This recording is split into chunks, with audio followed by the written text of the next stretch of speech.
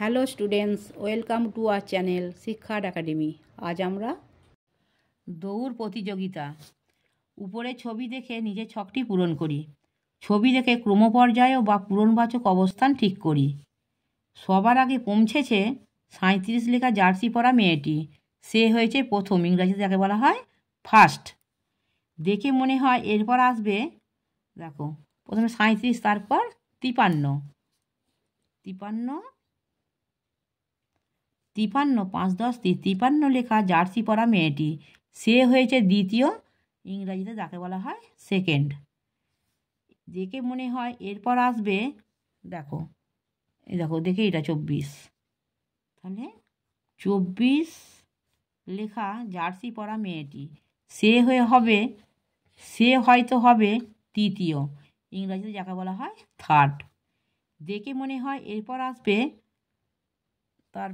এরপর এটা কত আসছে, এই যে 77। দেখে মনে হয় এরপর আসবে 77 লেখা জার্সি পরা মেয়েটি। সে হয়তো হবে চতুর্থ বা ফোর্থ, ইংরেজিতে যাকে বলা হয় ফোর্থ। দেখে মনে হয় এরপর আসবে 77 পর দেখো 14 লেখা জার্সি পরা মেয়েটি। সে হয়তো হবে পঞ্চম বা ফিফথ। দেখে মনে হয় এরপর আসবে 88 লেখা জার্সি পরা মেয়েটি।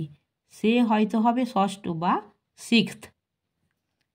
পরপর অবস্থান বোঝাতে প্রথম, দ্বিতীয়, তৃতীয়, চতুর্থ, পঞ্চম ও ষষ্ঠ শব্দ ব্যবহার করা হয়। এগুলিকে বলা হয় ক্রমপর্যায় সূচক বা পূরণবাচক সংখ্যা।